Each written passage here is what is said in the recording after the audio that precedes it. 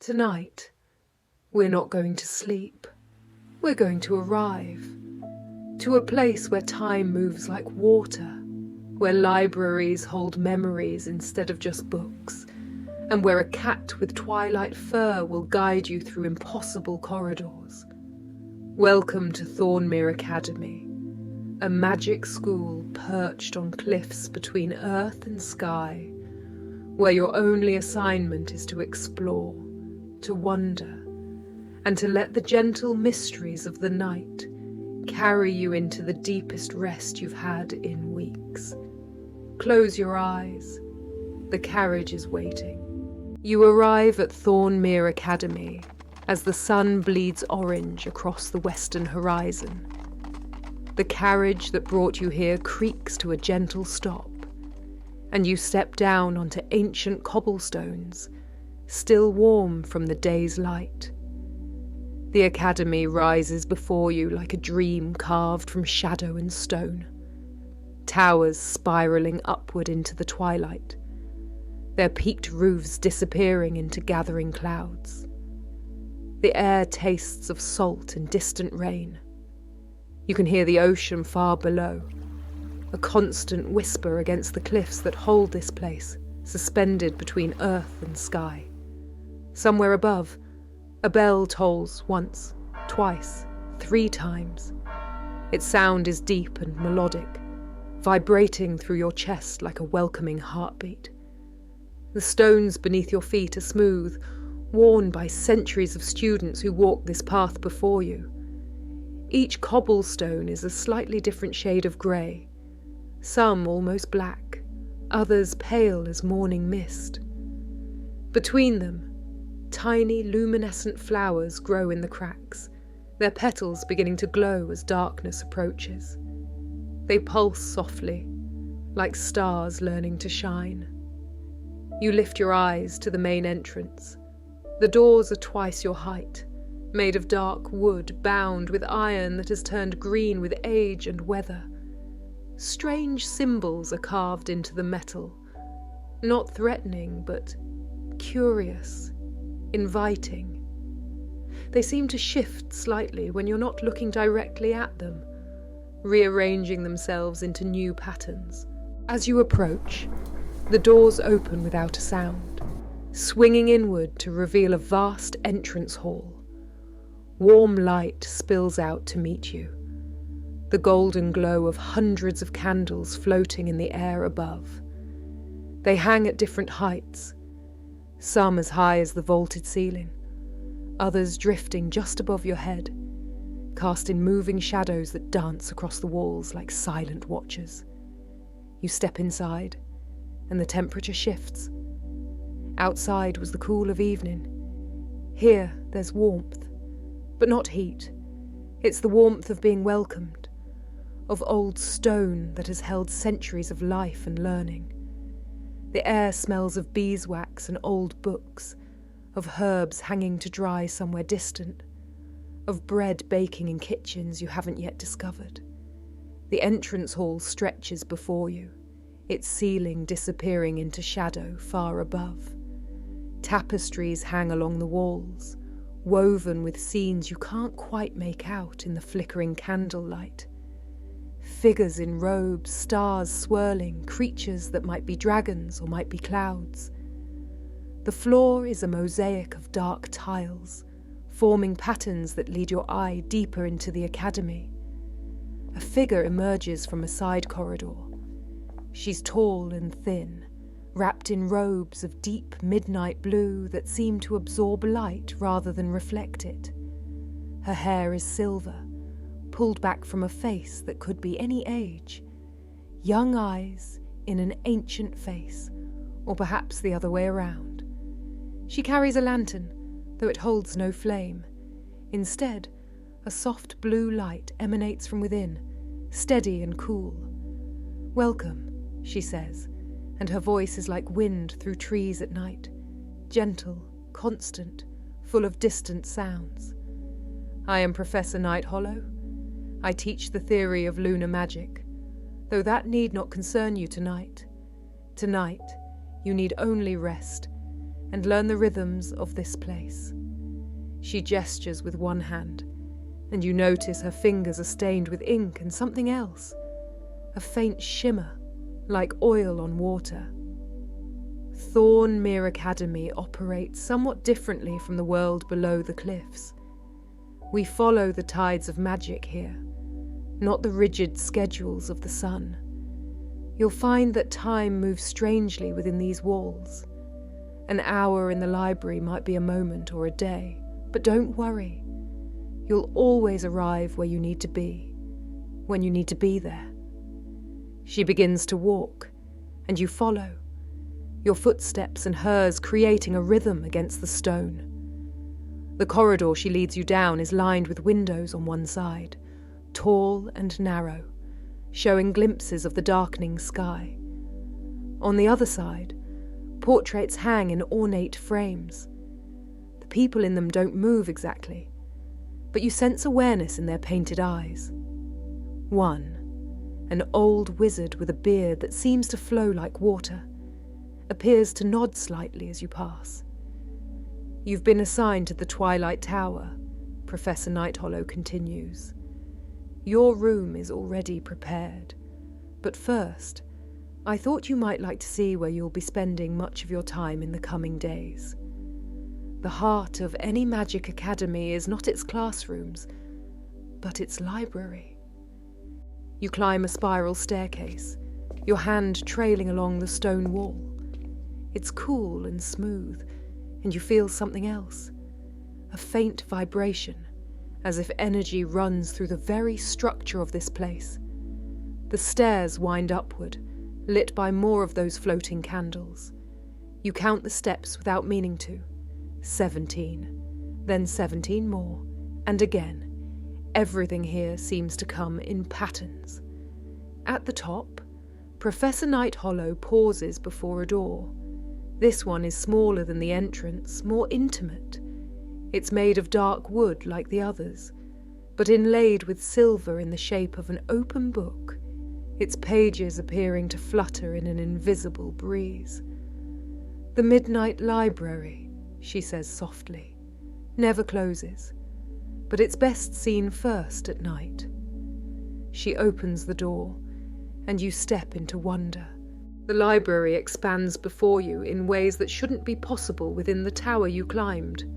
It's vast, not just large, but vast in a way that makes you feel both small and significant at once. Shelves rise 5, 6, 7 stories high, connected by staircases and walkways that spiral and cross at impossible angles. Some shelves appear to be floating, suspended by nothing you can see, their books arranged in perfect rows that defy gravity. The ceiling, if there is a ceiling, disappears into darkness above, though you occasionally see what might be stars, or might be more floating candles, or might be something else entirely.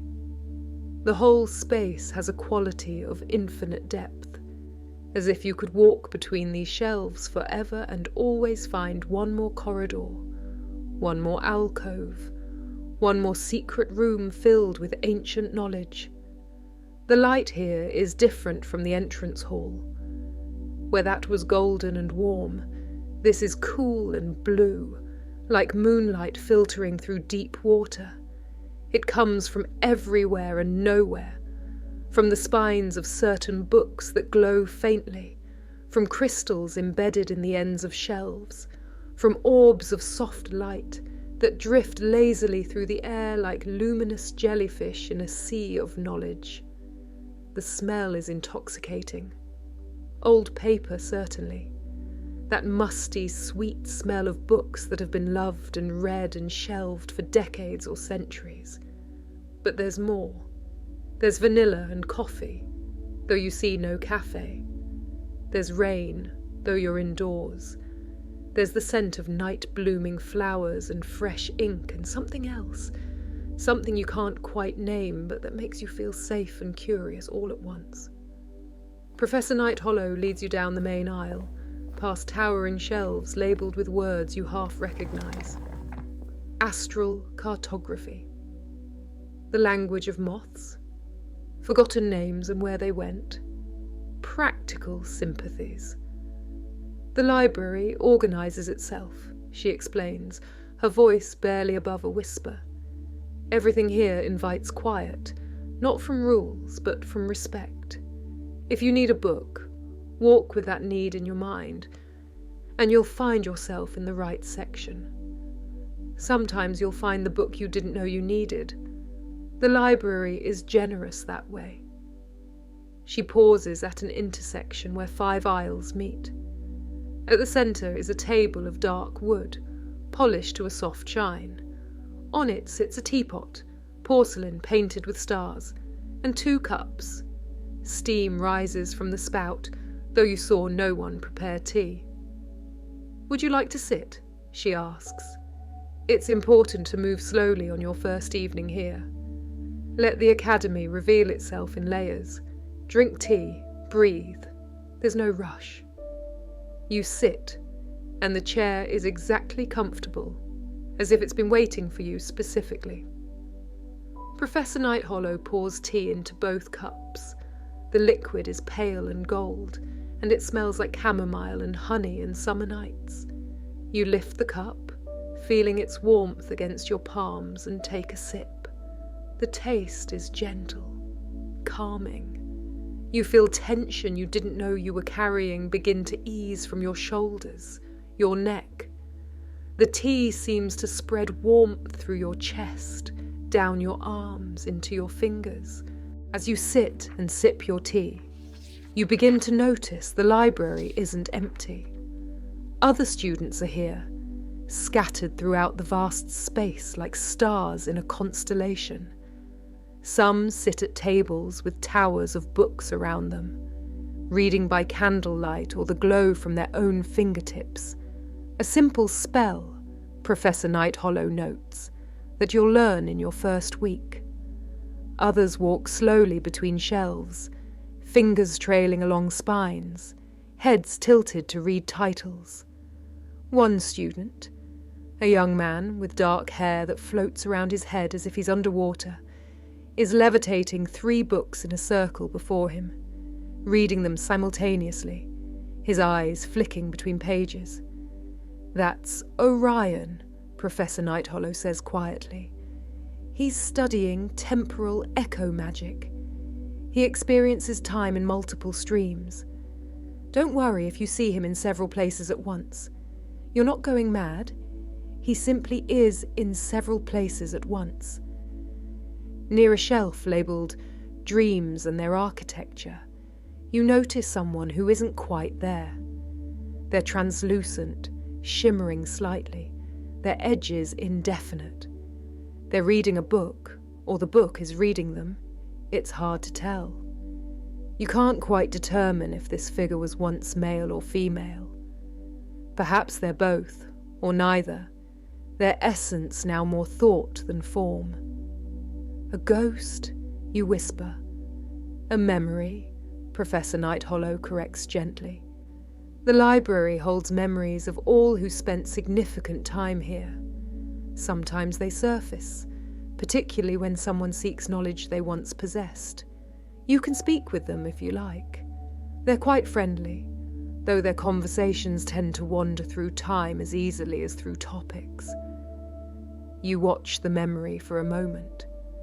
They turn a page, or perhaps the page turns them. There's something peaceful about their existence, neither here nor gone, neither fully one thing nor another, simply continuing in the way that knowledge continues, timeless and boundless. Something brushes against your ankle. You look down to see a cat, if cat is the right word. It's the size and shape of a cat, certainly, but its fur is the colour of twilight itself, shifting between purple and blue and deep grey. Its eyes are silver, reflecting light that isn't there. "That's Lumina," Professor Nighthollow says, and there's warmth in her voice.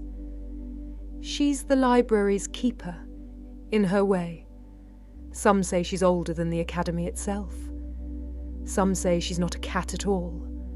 but a scholar who loved books so much she became something that could stay among them forever. Lumina leaps onto the table with impossible grace and sits, her tail curling around her paws. She regards you with those silver eyes, and you have the distinct impression you're being evaluated.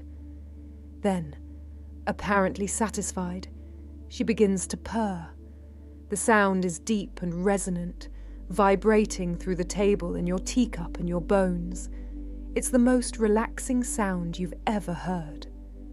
She likes you, Professor Nighthollow observes. That's good. Lumina has excellent judgment. She'll show you around, in her way. If you ever feel lost in the library, and everyone does sometimes, follow her. She always knows the way to where you need to be, even if it's not where you thought you were going. You reach out slowly and stroke Lumina's head. Her fur is impossibly soft and slightly warm, and feels like touching velvet smoke. She leans into your hand, purring louder, and you feel a wave of contentment wash over you. That's the 9-hour bell, Professor Nighthollow says. Time for me to return to my tower. But you should stay, explore. The library is the safest place in the Academy, and the most welcoming. Lumina will guide you to your dormitory when you're ready to sleep. She stands, her robes making no sound, and places a hand briefly on your shoulder. Her touch is cool and steadying.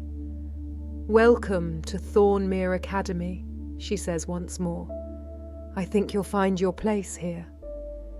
And then she's gone, and you're alone with the books and the floating lights and Lumina, who is now sprawled across the table in that boneless way cats have, one paw stretched toward your teacup. You finish your tea slowly, letting the library settle around you. Now that you're alone, you notice sounds you missed before. The whisper of pages turning, even where no one sits. A distant sound that might be singing, or might be wind through cracks in stone. The creak of old wood, the sigh of books settling on shelves. All of it together creates a kind of music. Not melody, exactly, but rhythm. The heartbeat of the library, steady and constant, breathing with accumulated centuries of knowledge and wonder. You stand, and Lumina immediately jumps down, landing without a sound. She looks at you expectantly, tail raised. Should I explore? You ask her. She blinks slowly, a cat's kiss, and walks toward a nearby aisle. She pauses, looks back, and you understand. An invitation. You follow. Lumina leads you down an aisle that seems to narrow and expand as you walk, as if the library is breathing. The shelves here are made of dark wood that's almost black, and the books have spines of deep blue and purple, silver and gold. Titles catch your eye as you pass. The 17 Moons of Possibility, Constellation Myths, and Why They're All Wrong. A practical guide to stairways in the sky. You pause at this last one, pulling it from the shelf. It's lighter than it looks, and warm to the touch. The cover shows a spiral staircase made of stars leading up into infinite darkness.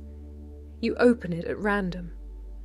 The pages are not paper, or if they are, it's paper made from something other than wood. They're thin as breath, and they shimmer faintly. The text is handwritten in silver ink, and as you watch, some of the words rearrange themselves, adjusting to be clearer, as if the book is trying to be understood. You read a passage about how every staircase holds the memory of every foot that climbed it, and how wizards who listen carefully can hear the echoes of past ascents. Excited students rushing to class, weary scholars heading to bed, lovers sneaking to midnight meetings on rooftops. The thought is enchanting. You close the book gently and return it to its place.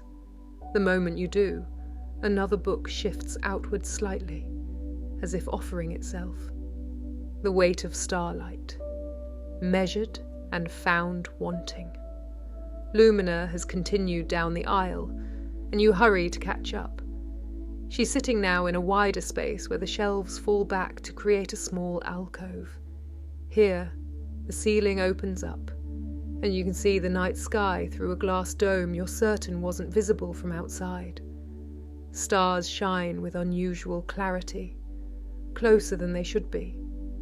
Beneath the dome is a telescope, brass and wood, intricate with gears and adjustments. Beside it, an armillary sphere rotates slowly on its own. Brass rings showing the paths of planets and moons, some of which you recognize, some of which you're sure don't exist in the sky you've always known. You continue following Lumina, and the character of the library begins to change. The shelves here are older, the wood grey with age. Some books are chained to the shelves, not locked away, but tethered, like friendly dogs that might wander if not gently restrained. The light is dimmer here, more shadows than illumination. But it doesn't feel threatening. It feels private, intimate, like you've entered a place of secrets that are kept not because they're dangerous, but because they're precious. A sign hangs from the ceiling on a tarnished silver chain. Restricted section. Ask nicely. You smile at that. What kind of forbidden section asks you to be polite? The books here have no titles you can read, or rather, the titles are in languages you don't know, scripts that twist and curl like vines or smoke. Some books appear to be breathing, their covers expanding and contracting slowly. One book is entirely black, absorbing all light that touches it. Another seems to be made of crystallized moonlight, barely material. Lumina sits and begins grooming her paw, apparently content to let you browse. You reach toward one book, hesitate, then touch it gently. It's warm, and you feel a slight tingle, like touching something electric but pleasant. The book falls open in your hands, and the text inside is in your language, though you suspect it wouldn't be if someone else held it. You read a few lines about the nature of shadows, how they're not the absence of light, but the presence of something else. Something older than light. Something that was there before light existed, and will remain after light fades. It's not frightening. It's beautiful. Lumina stands and stretches, her back arching impossibly high, and then trots off again. You follow through a gap between shelves that you could swear wasn't there a moment ago. You emerge into a space filled with reading nooks. They're scattered at different levels, some at floor height, some elevated on platforms reached by short ladders, some suspended in the air, accessed by bridges that look too delicate to hold weight, but do so effortlessly. Each nook is different. One is lined with red velvet cushions and has a fireplace, a real fireplace somehow existing high in this tower, with a fire burning cheerfully. Another is surrounded by hanging plants with luminescent flowers, creating a canopy of gentle green light.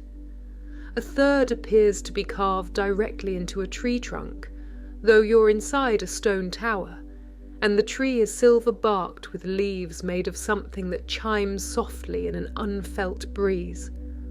Lumina leads you to a nook that's just right. It's at the second level, reached by climbing a short spiral stair. The space is about 8 feet across, circular, with cushions in shades of deep blue and purple. There's a low table with a lamp, this one holding a real candle burning with a steady flame. Behind the cushions, a window looks out over the ocean, now fully dark, with moonlight creating a silver path across the water. You settle into the cushions, and they adjust around you. supporting exactly where you need support. Lumina jumps up and settles on your lap, already purring. The weight of her is comforting, real, grounding. From this vantage point, you can see more of the library. The floating lights drift in their slow patterns. Somewhere far below, someone is playing a stringed instrument, not a song, really, just notes exploring. A tall boy with glasses perches on a ladder several aisles away, pulling down heavy volumes with careful hands. Two girls sit together at a distant table, their heads bent over a single book, whispering and occasionally laughing softly. You're not sure how long you sit there, stroking Lumina's smoke-soft fur, watching the library live its gentle nightlife. Time here is strange, just as Professor Nighthollow said. You feel you've been here for hours and also for mere moments. Both are true somehow. The candle on the table never burns down. The moon outside doesn't move, or moves so slowly you can't perceive it. You feel yourself relaxing in layers, like peeling away pieces of the day, the journey, the world below the cliffs, until you're just here, just now, just breathing. Lumina's purr is a constant vibration against your stomach, like a meditation bell struck over and over in the same perfect tone. Your eyes grow heavy, but not with the urgency of sleep that must be had. More with the peaceful acknowledgement that rest is available whenever you want it, but not yet. There's more to see. Lumina seems to sense this. She stands, stretches again, and hops down from your lap. She looks back at you with those silver eyes, and the message is clear. Ready to continue. You are. You follow Lumina back down through the library, though not the way you came. This is a different path, through different sections. You pass books on the architecture of dreams, and conversations with stones, and why water remembers. Eventually, you reach a door you don't remember seeing before. It's small and rounded at the top, like a door from a fairy tale. Lumina sits before it and meows once, the first sound you've heard her make beyond purring. Her voice is surprisingly musical, like a bell. The door opens, of course it does, and cool night air washes over you. You step through and find yourself not back in the entrance hall, but in a courtyard you didn't know existed. The courtyard is vast, enclosed on all sides by the various wings and towers of the Academy. Above, the sky is fully dark now, scattered with more stars than you've ever seen. The moon is fat and bright, painting everything in shades of silver and shadow. The ground is not grass but moss, thick and soft, like walking on living velvet. Paths of pale stone wind through it, creating patterns, spirals and circles, lines that lead to central points, then branch away again. Following the paths with your eyes almost feels like meditation. At the courtyard's centre is a fountain, but not like any fountain you've seen. It's made of dark stone, carved to look like it's melting upward instead of down. Water flows up from the base, climbing in defiance of gravity, reaching toward the sky where it disperses into mist that catches moonlight and creates tiny rainbows, even in darkness. Around the fountain, stone benches are placed at intervals. Some are occupied by students sitting alone or in pairs, talking in low voices or simply watching the impossible water. A young woman sketches the fountain in a leather-bound journal, her charcoal moving quickly across the page. Two boys practice a simple levitation spell, making pebbles dance between them, laughing when one escapes and plops into the fountain. A student with vibrant purple robes sits in meditation on the moss, perfectly still, their features peaceful and androgynous in the moonlight. The walls of the courtyard are covered in climbing plants, ivy and something else. Something with flowers that glow like the ones between the cobblestones outside. They pulse gently, creating a subtle rhythm of light and shadow that moves around the courtyard's perimeter like a breathing wave. Hanging from various points, trees, iron stands, the eaves of buildings, are wind chimes. They're not all the same. Some are metal, ringing bright and clear. Others are glass, tinkling delicately. Some are made from what looks like bones or wood, creating deeper, more resonant tones. Together, they create an ever-changing melody as the wind shifts, a music that never repeats, never ends. Lumina leads you along one of the pale stone paths, away from the fountain, toward the edge of the courtyard. Here, the space is divided into smaller garden sections, each with its own character. You pass a garden of silver plants, everything from ground cover to small trees, all in shades of grey and silver and white. They seem to glow with captured moonlight. A sign pushed into the moss reads, "Lunar Garden, plants for moon magic and quiet contemplation." Next is a garden that appears to be growing downward. Flowers hang from an overhead trellis, their roots in the air, their blooms pointing toward the earth. Below them, bowls of water catch their reflection, and you realize the real garden is the reflection. The plants above are only the spell creating it. A student sits cross-legged beneath this inverted garden, hands resting on knees, eyes closed, perfectly still. You can't tell if they're male or female, and it doesn't seem to matter. They're simply present, part of the garden's magic. Further along, you find a garden of stones. Just stones, different sizes, different colours, arranged in patterns on raked moss. But as you watch, one stone shifts slightly, then another. They're moving in slow motion, creating new patterns, like the world's most patient dance. A sign here reads, "Stone Garden, Geological Meditation. Please do not rush them." The next garden makes you pause. It's growing music. At least, that's what it appears to be doing. Flowers bloom, and as they open, they emit single notes, a sustained tone that hangs in the air for a long moment before fading. The flowers open in sequence, creating melodies that rise and fall, harmonizing with the wind chimes, adding to the courtyard's ambient symphony. Lumina sits beside this garden for a while, her ears perked, listening. You sit too on the moss, which is warm despite the night air.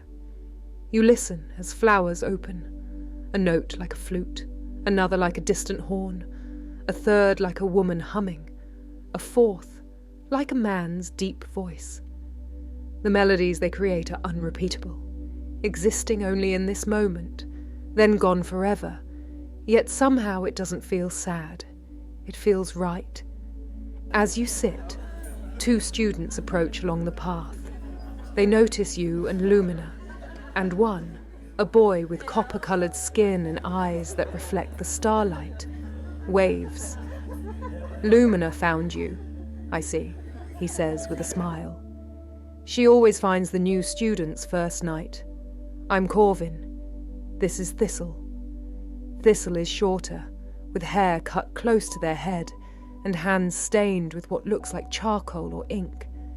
They nod at you with a shy smile, their features soft and androgynous, their voice gentle when they speak. "First day?" Corvin asks, and you nod. "Thought so." You have that look, half overwhelmed, half enchanted. It fades eventually. Well, the overwhelmed part fades. The enchantment never does. "Are you heading to the study hall?" Thistle asks, their voice quiet but warm. "We're doing some late work on illuminated manuscripts. You're welcome to join, Even just to watch, it's calming work. Lumina stands and shakes herself, then starts walking in a direction that seems to be toward where they're headed. You take this as answer enough and stand to join them. "Excellent," Corvin says. "The study hall is perfect this time of night. Most people are in their towers or the library. You get the space to yourself, mostly. Just you and your work and the sound of rain." "Rain?" you ask. "You'll see," Thistle says with a small, mysterious smile. The study hall is accessed through a door in the courtyard's eastern wall. Corvin opens it, and the sound hits you immediately. Rain. Heavy, constant rainfall, the kind that drums on roofs and streams down windows. But when you step inside, you're not wet. The rain is outside, surrounding the study hall on all sides, visible through floor-to-ceiling windows, but the interior is perfectly dry and warm. The study hall is long and high-ceilinged, with exposed wooden beams overhead. The floor is dark wood, polished smooth, with rugs scattered throughout in deep reds and golds. The windows wrap around 3 sides, and through them you can see the rain falling in sheets, backlit by flashes of distant lightning that illuminate clouds without thunder. Down the centre of the room runs a series of long wooden tables, each lit by candles in glass holders that protect the flames from drafts. Some tables are empty. At others, students work alone or in small groups, bent over books or parchment, quills moving steadily or brushes painting careful strokes. A girl with long braids works intently on illuminating a large letter M with gold leaf, her tongue between her teeth in concentration. A boy practices calligraphy at another table, his strokes becoming more confident with each line. At a table near the back, a pair of students, one male, one female, work together on a large banner, painting protective runes along its border in shimmering silver ink. The walls that don't hold windows are covered in shelves, but these hold supplies rather than books, jars of ink in every colour imaginable, stacks of parchment and paper, brushes and quills of different sizes, pots of gold leaf and silver leaf, compasses and rulers and tools whose purpose you can only guess. Corvin and Thistle lead you to a table near one of the windows. The view outside is hypnotic, rain streaming down glass, the darkness beyond broken by occasional lightning, the sense of being sheltered and safe, while the world outside flows with water. "Sit anywhere," Thistle says, gesturing to the chairs. They're simple wood, but worn comfortable by years of use, and each has a cushion in jewel tones. You choose a seat facing the window.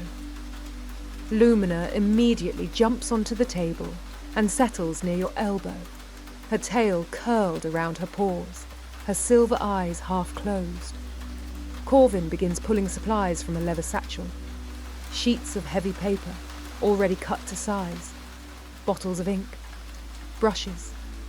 Thistle produces a book from seemingly nowhere, thick and old, its pages filled with intricate illuminated letters and borders. "We're practicing manuscript illumination," Corvin explains, his voice soft to match the room's quiet atmosphere. "It's a traditional magical art. The idea is that beautiful writing enhances the power of words. A spell written plainly works, but a spell written with art and intention and beauty, it sings." Thistle nods, already sketching something on their paper with a piece of charcoal. Light strokes, planning the layout. Plus it's meditative. You can't rush illumination. It teaches patience. "Want to try?" Corvin asks you, sliding a sheet of paper across the table. "You don't have to do anything magical. Just pick a word you like, write it, decorate it, make it beautiful." You accept the paper, feeling its texture, thick, slightly rough, substantial. Corvin offers you inks, and you choose blue, a deep midnight blue that seems to have depth, like looking into clear water at night. You think about what word to write. Around you, Corvin and Thistle have begun their work, both bent over their papers, completely absorbed. The rain continues its percussion against the windows. Lightning flashes, briefly brightening the room, then fading back to candlelight. You dip a brush into the blue ink, watching how it clings to the bristles, how the colour deepens when concentrated. You touch brush to paper and begin to write. Peace. The word flows out in your best handwriting, which isn't particularly good, but that doesn't seem to matter. The act of forming each letter is calming. You move the brush slowly, carefully, watching the ink flow and spread into the paper's fibres. The word peace takes shape, imperfect but honest. You can feel your breathing slowing to match the pace of your brushwork. Beside you, Thistle is creating something extraordinary. Their paper shows a letter, capital S, being slowly transformed into a serpent made of vines and flowers. The detail is incredible. Each scale is a tiny leaf. Each curve flows like water. They work with a brush so fine, it might have only 3 hairs, adding touches of green and gold that catch the candlelight. Corvin's work is different. Bolder, more geometric.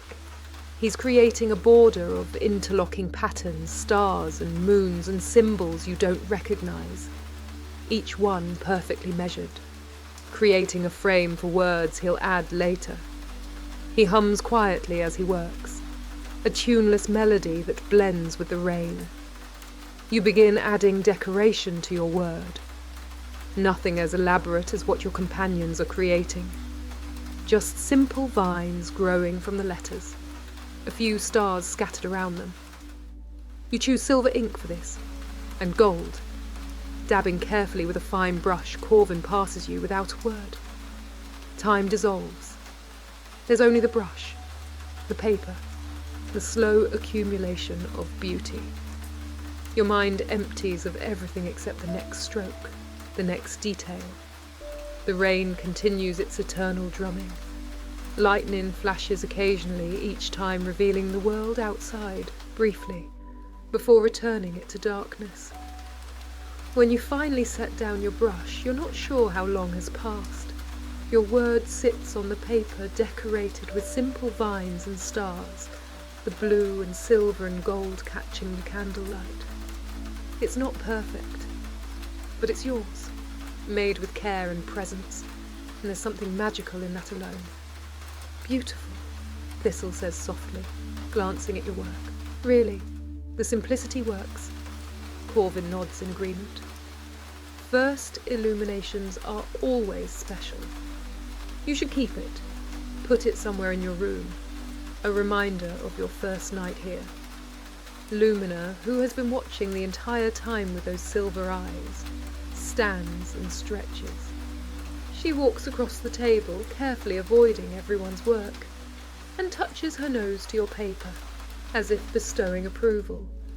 Then she hops down and walks toward the door. I think that's your cue, Corvin says with a smile. Lumina knows when it's time to move on. Where's she taking you next, I wonder? You carefully lift your illuminated word, now dry enough to hold. Thistle produces a clean folder from their supplies. Here, they say, to keep it safe. Their fingers brush yours as they hand it over. Warm, ink-stained, gentle. Thanks for sitting with us, Corvin adds. You'll do great here. Everyone finds their place at ThornMere eventually. Some of us just take a little longer than others. He grins, and you notice he has a small gap between his front teeth that makes his smile even more genuine. You thank them both and follow Lumina toward the door, your first creation tucked safely in the folder. You follow Lumina out of the study hall, carefully carrying your illuminated word in its protective folder. The rain sound fades behind you as the door closes, replaced by the ambient sounds of the academy at night.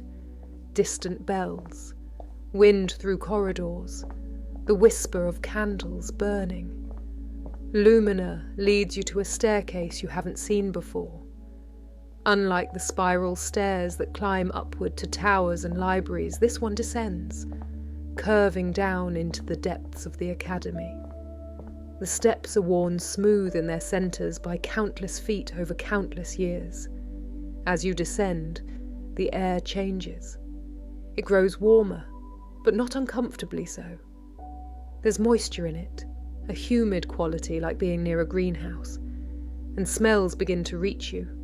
Herbs and flowers, certainly, but also stranger scents. Something sweet and sharp at once, like fermented fruit. Something earthy and rich, like soil after rain. Something that makes you think of copper and storms.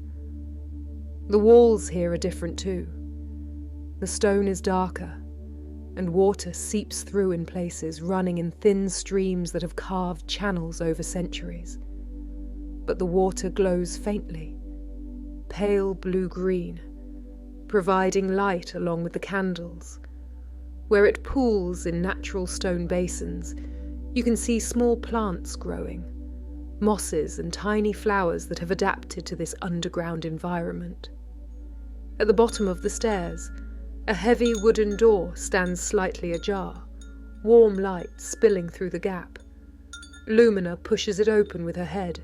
It swings silently on well-oiled hinges, and you enter the Alchemy laboratory. The laboratory is vast, occupying what must be the entire lower level of this section of the academy. The ceiling is vaulted, supported by stone columns carved to look like trees, their branches spreading across the ceiling to create a canopy of stone leaves. Between the branches, more of those glowing pools have formed, creating puddles of soft light overhead. The space is organised into stations, individual work areas, each with its own table, shelves of ingredients, and equipment. At the room's centre, a massive fireplace holds a fire that burns in multiple colours. Blue at the base, green in the middle, orange at the tips. Above it, suspended on chains, hang cauldrons of various sizes, some bubbling gently, some still, some steaming. The walls are lined with shelves that reach to the ceiling, accessible by rolling ladders. The shelves hold jars and bottles and vials in every size and shape. Some contain liquids in impossible colours. Purple that seems to glow from within. Silver that flows like mercury. Red so deep it's almost black. Others hold dried plants, crystals, powders. Things preserved in amber. Things that move slightly when you're not looking directly at them. Several students are working at different stations. Though it's late or early, you've lost track of time. One boy is grinding something in a mortar, the steady circular motion of pestle against stone creating a rhythm. His movements are methodical, almost meditative, as the pestle traces endless circles. The sound is soothing, like a heartbeat made of stone. At another station, a girl with her hair tied back in a practical braid is carefully measuring drops of liquid from a pipette into a flask, counting under her breath in a language you don't recognise. Each drop creates a tiny flash of light as it hits the surface, and she makes small marks in a notebook between each addition. At a station near the back, a student with silver-streaked hair, you can't quite tell if they're male or female, is working with steam, their hands moving through the vapour, shaping it somehow, creating forms that hold for a moment before dissipating. Dragons, flowers, geometric patterns, each one more intricate than the last, They work with complete focus, their expression serene. A figure emerges from behind a particularly large distillation apparatus, all glass tubes and spirals, liquid running through it in a continuous flow, changing colour as it moves through different chambers. He's older, with grey hair pulled back in a ponytail and a beard that stained various colours at the tips, evidence of alchemical accidents or experiments. His robes are practical, rolled up at the sleeves and covered with pockets, each one holding tools or vials or mysterious implements. His eyes are sharp and kind at once, the colour of honey.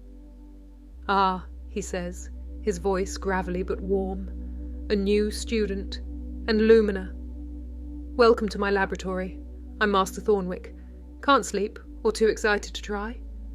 Lumina meows and whines around Master Thornwick's legs. He bends, his knees cracking audibly, and scratches behind her ears. Yes, I know. You're showing them around. You're very thorough." He straightens and regards you. "Would you like to see what we do here? Alchemy isn't all about making gold from lead, despite what the stories say. Mostly it's about transformation, taking one thing and helping it become another, understanding the essence of materials and how they want to change."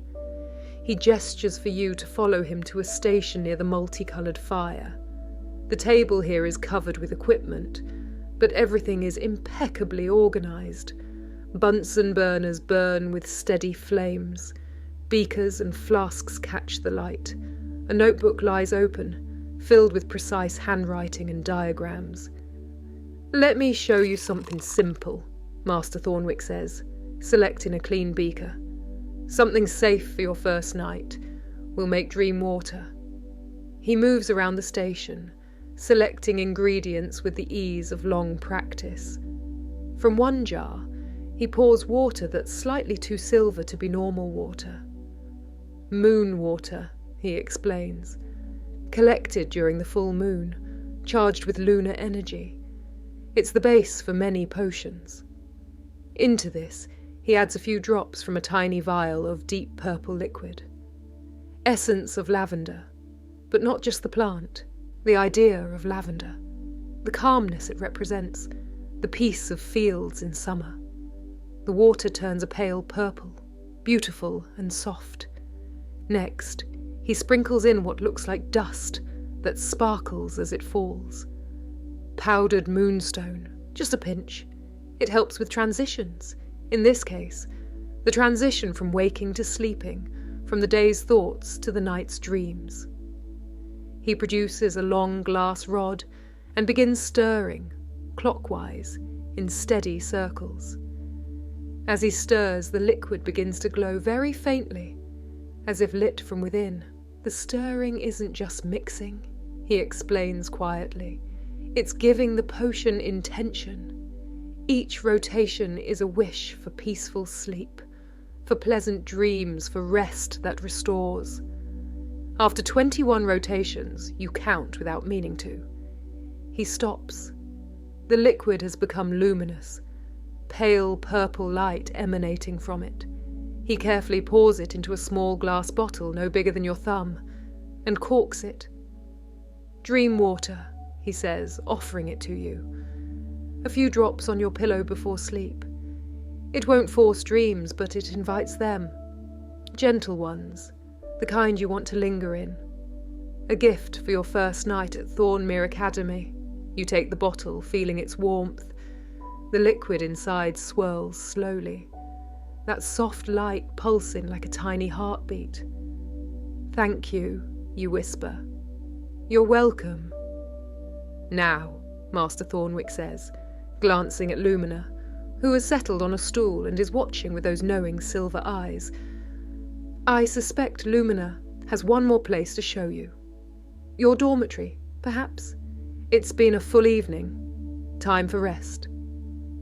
Before you leave, you pause, looking around the laboratory once more. Students still work at their stations, absorbed in their transformations. The boy with the mortar continues his steady grinding, now adding herbs that release a sweet scent into the air. The girl with the pipette makes a final notation in her book, then starts the process over with a new flask. The steam shaper creates one final form, a phoenix rising, before letting it dissipate with a satisfied sigh. The multicoloured fire continues its gentle burn. Liquids bubble and steam rises, and somewhere glass chimes softly against glass. "Master Thornwick," you ask, "what's the secret to alchemy?" He smiles, his eyes crinkling. "Patience," he says simply, "and paying attention. The materials will tell you what they want to become. You just have to listen. That's true of alchemy and true of magic in general, and true of life if you think about it. Listen. Be patient. Let things become what they want to be, including yourself." It's a good lesson for the end of a long evening. You nod, and Lumina stands, stretches, and heads for the door. You follow. The small bottle of dream water warm in your pocket. Your illuminated words safe in its folder. Master Thornwick's words settling into your mind like sediment in still water. Lumina leads you back up the stairs, through corridors you're certain are different from any you've travelled before. The academy is quiet now, deep into night. Most students are in their towers, sleeping or studying privately. The candles float in their eternal drift. The stones hold their accumulated warmth. You pass windows that show the ocean far below, moonlight creating silver paths across the water. You pass doorways to rooms you don't enter, glimpsing common rooms with dying fires, empty classrooms with equations still written on blackboards, a music room where someone has left a violin on a chair, as if they'll return any moment. Finally, you reach a door that you somehow know is yours. It's painted deep blue, and on it, in silver paint, is a symbol you don't recognise, but it feels right, like it was meant for you. Lumina sits beside it and meows softly, looking at you with what can only be described as approval. "Thank you," you tell her, crouching down to stroke her head one more time. Her fur is as soft as ever. That smoke-like texture that's barely there but definitely present. She purrs, loud and rumbling, and you feel a wave of contentment wash through you. Then she turns and pads away down the corridor, tail raised high, off to wherever library cats go when their work is done for the night. You open your door and step into your room for the first time. It's not large, but it's perfect. A bed with thick blankets in shades of blue and grey. A desk by the window with candles and an oil lamp. Shelves waiting for books you haven't acquired yet. A wardrobe for clothes. A rug on the stone floor, soft and warm. The window is the room's treasure, tall and wide, with a cushioned seat built into the alcove. Through it, you can see the ocean, the cliffs, the moon creating that silver path on the water.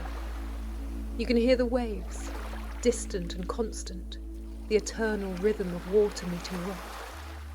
You set your illuminated word, peace, on the desk where you can see it.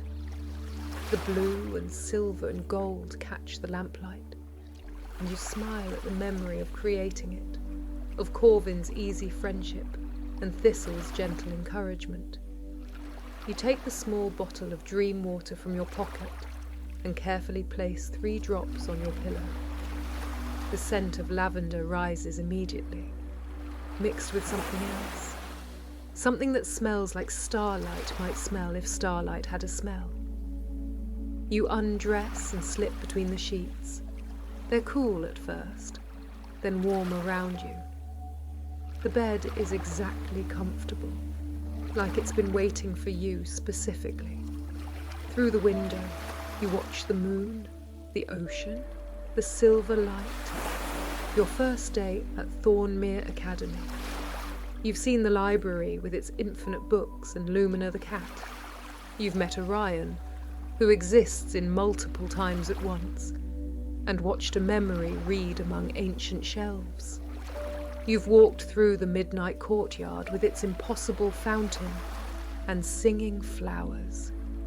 You've illuminated a word in the study hall, while rain drummed peacefully on windows, making friends with Corvin and Thistle. You've watched alchemy transform simple ingredients into magic in Master Thornwick's laboratory beneath the earth. Tomorrow will bring classes, lessons, challenges and discoveries. But tomorrow is tomorrow. Tonight is tonight. And tonight is for rest. For letting the day settle. For dreaming dreams invited by dream water. Gentle and restorative. Your eyes grow heavy. The waves continue their eternal conversation with the cliffs. The moon watches over you. The academy holds you safely in its ancient stones. You are exactly where you need to be. Sleep well, student of ThornMere Academy. Sleep well.